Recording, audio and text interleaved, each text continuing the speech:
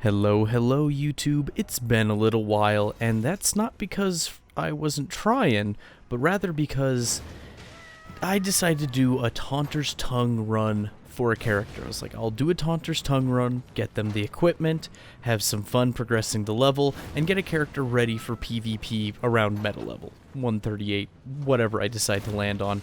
And it was taking longer than I thought it would, but I had a handful of good clips, so I thought I'd show you what it was like to do a little bit of Taunter's Tongue playthrough.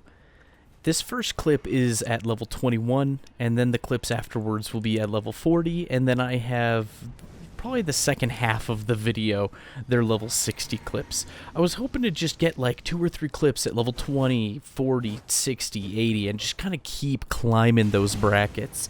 But it didn't end up that way. Sometimes there's a huge dearth. Base level invasions, they either weren't cool to look at, or I just flat out forgot to record.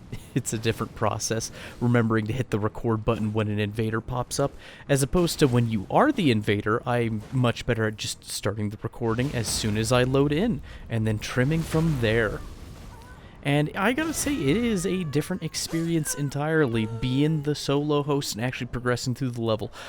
For anyone who's done a good amount of invading, seeing somebody using the Taunter's Tongue and just progressing through the level it's a blue moon. It's not something you see very often. And of course, every time somebody says, oh, they don't see it very often, there's always people in the comments who say, oh, I do that. I use the Taunter's Tongue. I progress through the level. I use it for its intended purpose. These people don't understand that they are that rarity, and that even though there's a couple of you out there who do it, you are not the vast majority of people who use Taunter's Tongue for evil. And the purpose of the Taunter's Tongue is to turn on or to lure invaders to your world while you're progressing through the level, so to speak. And it's supposed to be reminiscent of the previous Souls games, of course, where if you were in a certain state, you would bring invaders into your world ready or not. But now it's an option that you can turn on, apart from the normal condition for invaders, which is co-oping with friends. And the whole purpose of invaders, at least from the designer's standpoint, was that an invader was supposed to be a tough enemy in the middle of your journey. A very tough enemy because it was supposed to have human-like intelligence. And as we can see across these clips, some invaders are very good at keeping themselves alive and having that human-like intelligence, and others maybe not so much. But they're supposed to be a formidable challenge. They're still meant to lose, mind you, but the invader has a few things going for him, of course. He has the capacity to plan and prepare and get everything just perfect before he goes into the fray. Nothing is going to stop him early or interrupt his plans, so to speak. And he also has the level going for him, the environment, enemies, and whatnot. The enemies, for the most part, will leave him alone, though some choice enemies may have some sort of friendly fire enabled, usually the larger ones. And what does the host have? Well, the host still has an awful lot going for him. Normally, I could invite blues, I can invite friendly phantoms if I really need to chase off the invader. I also have, I will generally be a higher level than the invader. That's just how the brackets work. And then I also have access to rune arcs, and to top it all off, I will usually have more flasks than the invader. Anyone who has played the game for any amount of time will probably go and rush all of those flasks first thing and have plenty of them. Any new player, of course, wouldn't, but then again, a new player wouldn't be doing a Taunter's Tongue run, so.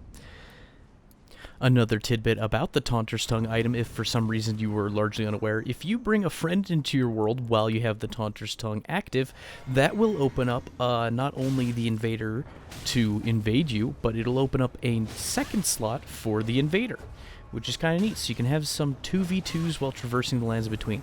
Now, there was one thing I noticed during a Taunter's Tongue run that was distinctly different from playing, say, Dark Souls 1 or 3, where I have most of my experience, and being invaded. In Dark Souls 3, for example, you could be invaded anytime you were embered and in an appropriate area and you hadn't completed the boss, right? And then, say somebody invaded your world and you defeated them, there was an invasion timer. I don't even remember how long it was, but it existed. And it was just a period of time where you couldn't be reinvaded because you had already defeated an invader in your world. And so it was kind of this encouragement. Had you defeated the invader, it was encouragement to keep moving forward. It was incentive to make use of that time when you wouldn't have to deal with an invader as well as the environment. With a Taunter's Tongue on, there doesn't seem to be any sort of timer from what I've noticed. Oh, let's take a moment and watch this. Oh man, poor guy. Couldn't help it. But he showed up, and I was like waiting for him to show up. I was trying to hit the record button when I saw red, and I realized that may not have been smart given the tight corners. So I turned on the recording, turned around, he's right there, and he instantly dies to the flame trap. I lost it. It was a good little moment. But back to what I was talking about. There's no real invasion timer with the Taunter's Tongue from what I can tell. You are free to be reinvaded constantly, over and over. Every time you kill a red, a new red can queue up almost instantly. And if there is an invasion timer, it's very brief, probably 1 or 2 minutes tops. Well, it felt like in the older games, like Dark Souls 3 for instance, the invasion timer was like 10-15 minutes, it felt like. I don't know how long it really was. It could have been 8. I don't have the numbers, but it was long enough that you could progress through the level fairly well and make some good progress before the next invader lined up. So that was one thing I noticed, and it caused a little more anxiety, I want to say, and not like severe crippling anxiety by any means, but like I was a little more on edge, you know. An invader could show up at any moment, and even if I just killed one, there's nothing to stop another one from lining up, and they could be any type of quality. Of course, in the previous games, you were on edge a little bit if you were embered up, say for Dark Souls 3, or if you'd used a humanity in Dark Souls 1 to enable those invaders in your world. But usually there was boons that came with that, and then if you defeated an invader, you had a bit of time before another one would show up. So I'm not sure what to think about the Taunter's Tongue. I know many people use the Taunter's Tongue just for ganks, where they will fill up their world with their friends, so there'll be 3 of them, and then they'll turn on the Taunter's Tongue, and because there's 3 phantoms, or sorry, 3 players on the host's team, including the host himself, that second slot for the invader will be occupied, and so the invader won't get a friend until he kills one of the phantoms, or of course kills the host and wins the whole invasion. So for me personally, because the Taunter's Tongue is an optional accessory choice, I didn't know exactly when to turn it on. I tried to turn it on for dungeons and legacy dungeons and for wide stretches of the open world, but of course when I'm going about teleporting to get little things done, should I turn on the Taunter's Tongue? Should I turn on the Taunter's Tongue for field bosses? You know, it was a big question mark. It was a lot of unknown. There's no rules to it per se. And the item itself kind of lends itself to being abused, I suppose, where you'll, you know, get everything ready, have your friends with you, lure an invader to your world, and then, you know, gank them. That's what it kind of lends credence to. Or maybe using the Mikola branch item and turning some strong enemies to your side, then inviting an invader to your world so that you and your pets could maul them to death or whatever you choose to do. It was very interesting, and I'm still not sure what to think of it. And I only got to level 60 across all these clips, so I'm probably going to have a part 2 where hopefully I'll do level 80, maybe some intermediary bracket before the meta levels of 125 and 137. For the invader that was on screen, I felt bad for how little health he had. I hit him like once, and it was a huge chunk to his health, so I decided to toy with him a little bit, which wasn't smart per se. I was hoping to get something cool or neat to happen. And I think we're going to spoil it now. It's just kind of embarrassing to watch for both of us. We're both just pitiful. It just felt like I won because I had the stats. Not because I was particularly smart. I was trying to get something neat to happen, but then it occurred to me that his latency was too darn high for me to be able to do anything reasonably cool with him. Which is a shame.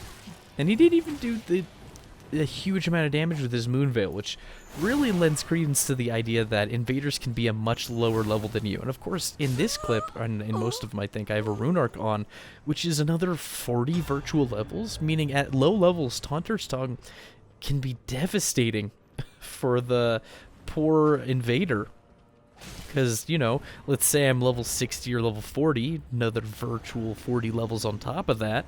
You know, that's a lot of flat resistances, that's a lot of things I can wield, that's a lot of extra damage, that's a very weird latent parry you got to see on your screen there.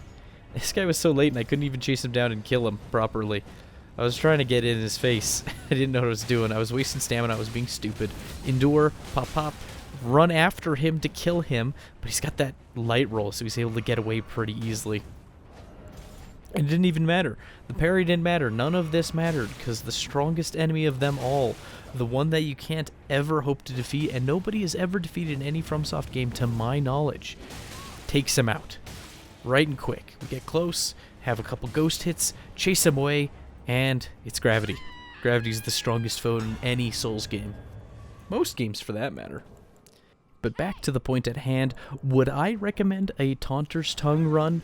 I don't know if I would recommend it. It was an experience for sure, and it did add a little bit of difficulty and complexity to the game for certain.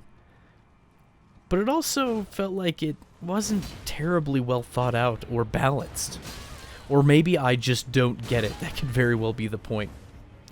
But it felt like I should be getting a little reward in between invasions, you know, a little downtime, like the olden games, to progress through the level as intended.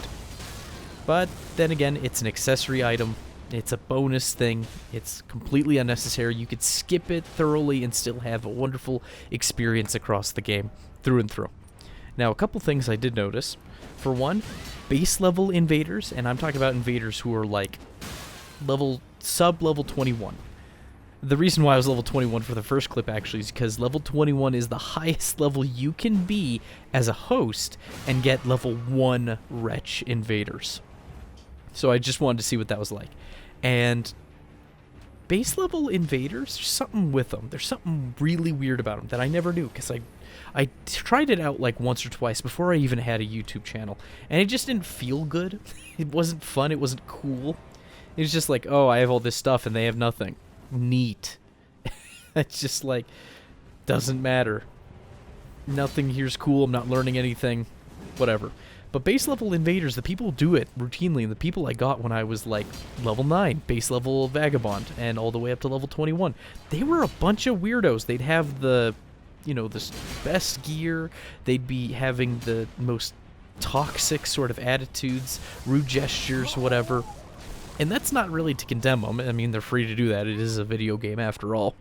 It's just interesting how insanely sad they were, because they weren't particularly good, but they were very mean-spirited despite it all. And it's like you're picking on kindergartners as far as the scope of the game's concerned. What's the pride in that? That's not fun. That's not challenging. That's not a show of, I don't know, sportsmanship. Oh, that poor guy. Rejection right off the cliff. I was in a bad situation with him.